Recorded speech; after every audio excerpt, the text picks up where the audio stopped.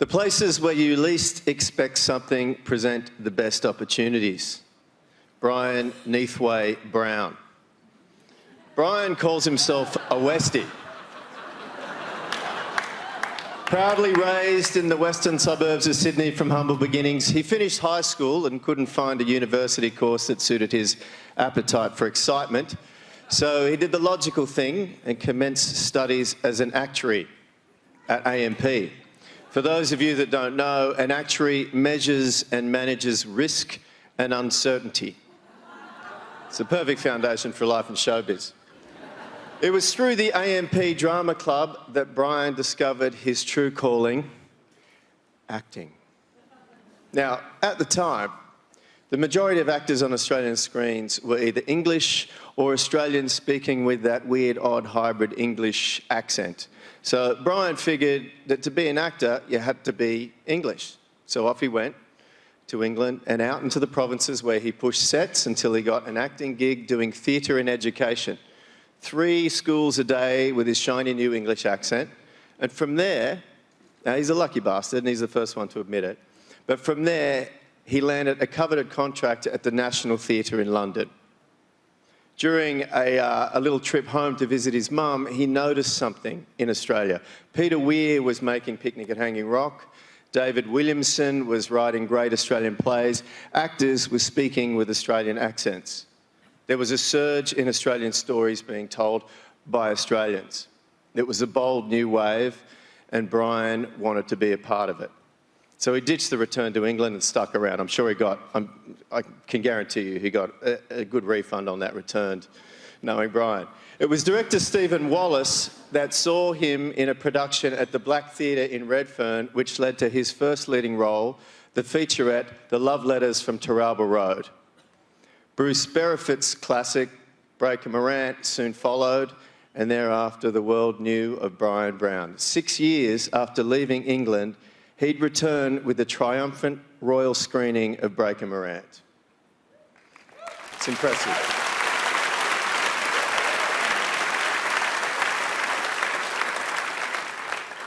Bryan's first role after Breaker Morant was in a little TV miniseries. You might have heard of it. It was called The Thornbirds. It swept the pool at the Emmys and remains to this day one of the most successful miniseries of all time. But though for Bryan and his legacy, it has a much greater significance. It was on this job that he met the irrepressible Rachel Ward. Next came a little movie called Cocktail with a guy named Tom Cruise. The movie was a bit of a hit with the old box office, and I have it on good authority that Bryan hasn't paid for a drink ever since. Gorillas in the Mist followed with Sigourney Weaver, where Bryan discovered to his dismay that his real co-stars, real gorillas, didn't care for his fine work in Cocktail and couldn't really give a shit about Cocktail's box office receipts. In the interest of measuring and managing risk and uncertainty in his career, he has also collaborated to great effect with members of his immediate family, producing and starring in Beautiful Kate and the upcoming Palm Beach, directed by Rachel Ward, and 2 TV series directed by and co-starring his daughter Matilda. And I know that he cherishes these opportunities above all. Look, it's impossible to go through all of Bryan's credits. Well, it's not completely impossible, but it would become tiresome. So let's just have a little look at some of those incredible stepping stones in his career. Listen, I've done nothing but worry about you ever since you left. Knocked sense into me head. I missed you.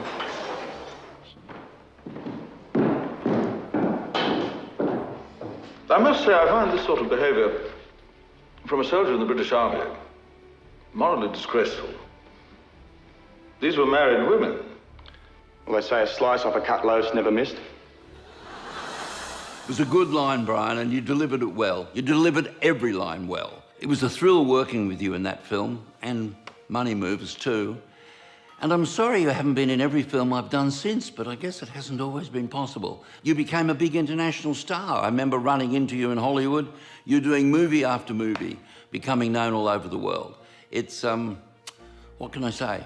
Well-deserved. You're a great actor. You've had a wonderful career. In fact, you're still having a wonderful career, which is a thrill, and I'm so pleased you've got this award.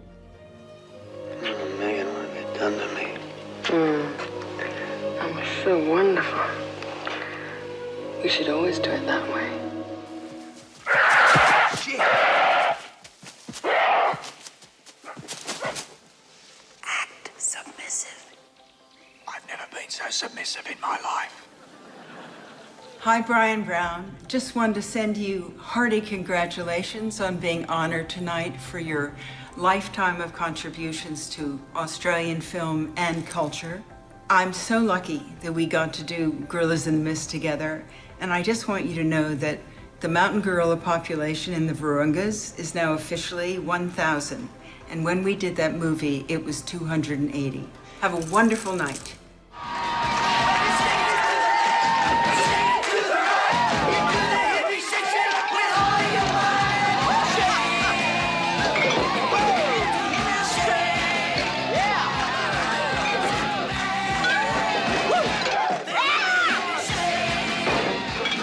Hello, everyone. I hope you're having a great evening. Bryan, congratulations on receiving the Longford Lyell Award. I had such a great time working with you on Cocktail. You're a great actor, great guy. And, we didn't break many bottles making. I think only just one. I don't remember who broke it, but no, I think it was you. Now, my friend, you are Australia's national treasure. This award is richly deserved, and I just congratulate you, my friend. Enjoy.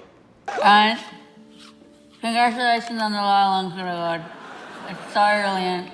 I'm so happy for you. I wish I was there tonight to celebrate.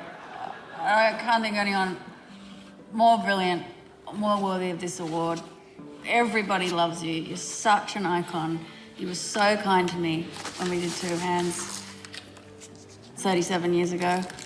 And I just think you're the best. Bravo, congratulations. You're such a darling too. Rachel, you know what you got.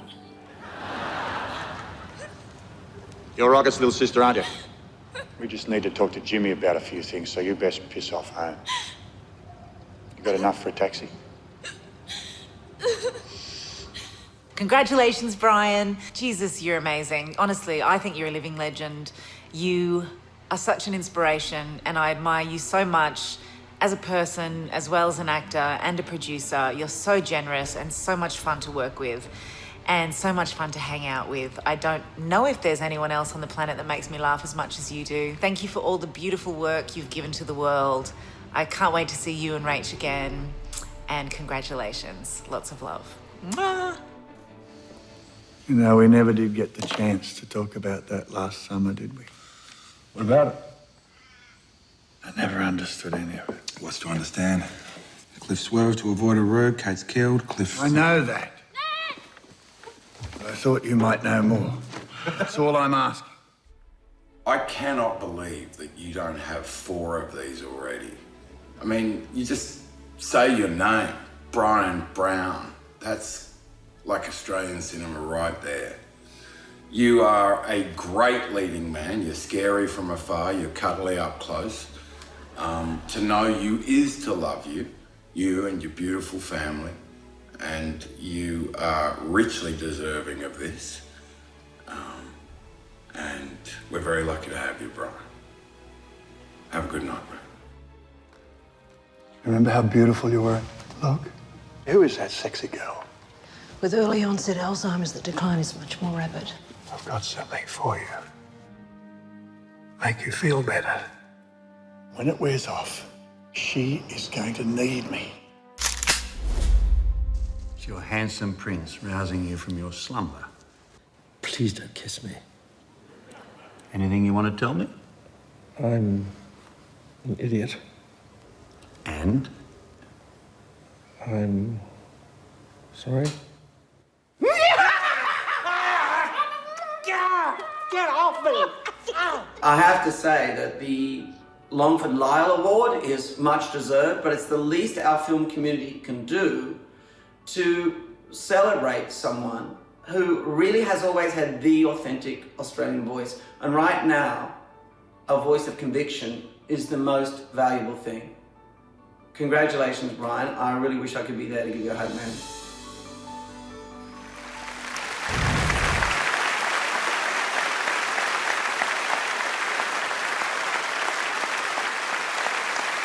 Look at that smile. Bryan Brown is driven by a singular commitment to Australian storytelling. He has inhabited some of the most iconic roles in Australian film and television history. He's taken our culture out to the world and in turn helped shape it at home. Warwick Thornton, who recently worked with Bryan on Sweet Country, would like to say a few words. Warwick?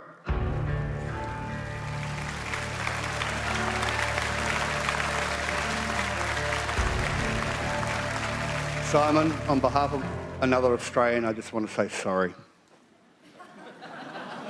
Hey, this bloke here, he has seriously scared the shit out of me for a very, very long time. You talk about actophobia, oh my God, I'm so in trouble. We did the most amazing film once where you had 5 pages of monologue to do. We ran out of film before he ran out of memory. It was insane. This bloke is incredible. But there's something I want to show tonight that completely freaked me out on Sweet Country. A scene where this bloke gets into the water and he swans around. For me, it's an amazing scene. But I didn't know, because the crew keep a lot of shit away from me, I didn't know that this guy 5 days before had been bitten by a spider and got necrosis, and his leg was going black. And the spider bite actually was starting to eat his flesh. And he went, well, what are we doing, mate? And I said, well, you've got to get in the water. Well, first you've got to fall off the horse, and then you've got to get in the water. And he's like, yeah, no worries. And then it was like a week later, I heard that this mongrel, was doing 5 in the morning on set till, 6 in the afternoon, and then going to the hospital and getting on a drip and staying in the hospital all night on a bloody drip, whether it was, I don't know if it was vodka or... But you're an amazing human being, and I think you're unbelievably special, and I don't have an actophobia anymore. Thank you.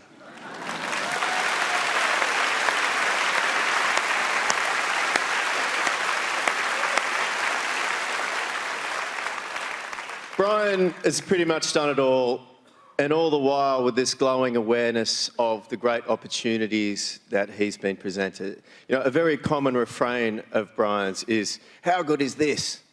How good is this? He's just always saying it. He never takes any of it for granted, nor does he want to. And as a result, he's never lost that strong sense of self. Because Bryan Brown is unapologetically Bryan Brown, and how good is that?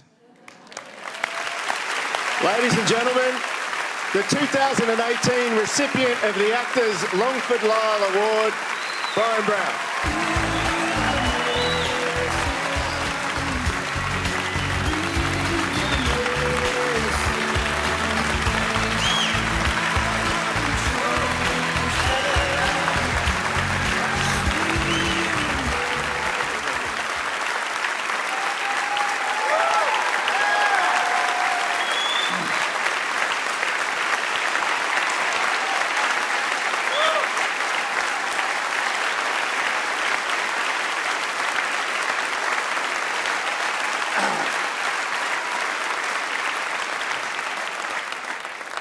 At last, justice.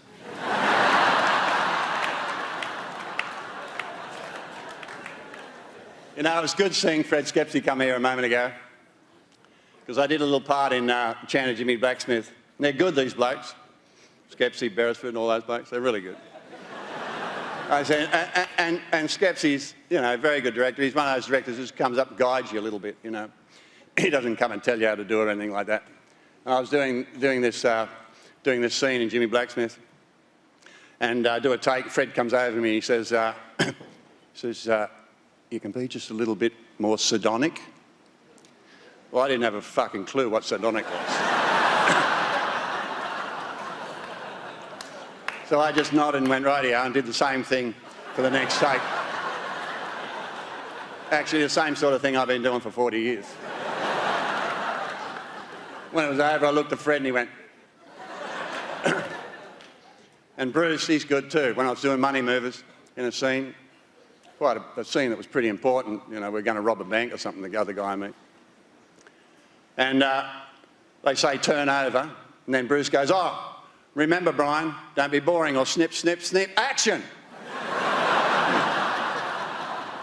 You really do want to work with these top-class people. I'd like to thank Warwick and Simon for being so lovely. And, of course, you know, all those people that were so generous of their time to talk all that rubbish. I'd like to thank the Academy for this honour. And all the people that I've worked with for 40 years. You know, both here and in the 20 countries I've had the opportunity to work in. I'd like to thank Stephen Wallace for giving me my first movie, Love Letters from Tribal Road. And I remember that first day of arriving on the set and thinking, Jesus, I'm going to do a movie and I'm going to be the lead in this movie. And how strange is that? Because when I was a young bloke, a couple of centuries back, you know, you didn't do that. Australians weren't on screen. I'd watch English movies or American movies because they made them. We watched them. And then there was a group of people in the 60s who figured we should have an industry.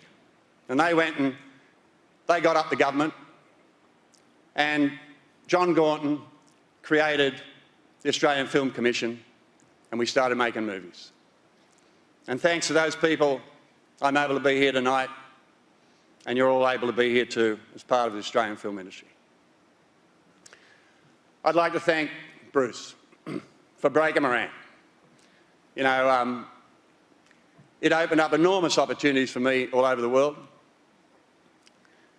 I know I rang Bruce and I said, mate, do I have to wear a moustache? And he said, Bryan, it's a real person. He's historical. He had a moustache. I went, all right. And then,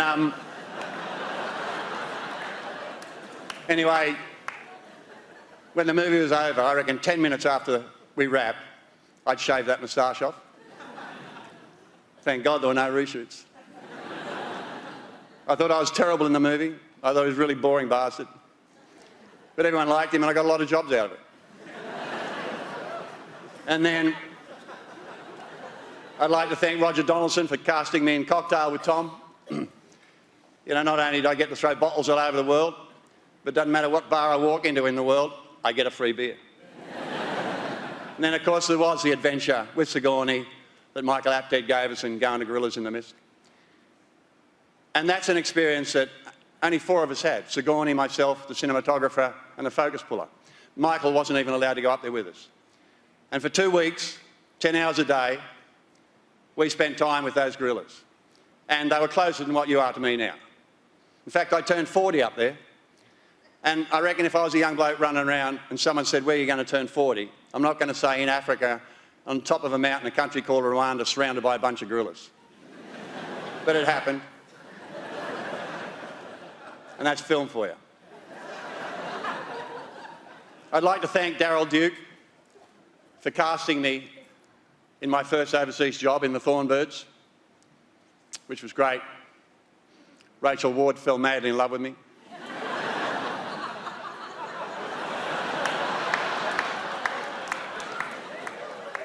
I'm in trouble. I fell madly in love with her. Lassoed her, grabbed her, wouldn't let her go. And then I went on the biggest adventure ever as a husband and a father. I have 3 beautiful kids who I adore and who love me unconditionally, support me all the time, and still laugh at my jokes. In 2017, I got the opportunity to go to the International Venice Film Festival with Sam and a bunch of us to present Warwick's Sweet Country. There was about this many people in the auditorium, maybe 1,000 people in the auditorium. When the film ended, you could have heard a pin drop. And then 1,000 people stood as one and turned and faced us and clapped for 5 minutes, which is pretty good for the ego. But I couldn't help but think, they're applauding a bloke who, when he was 6 or 7, ran around in bare feet in Alice Springs probably could look forward to being dead by 30 or in jail.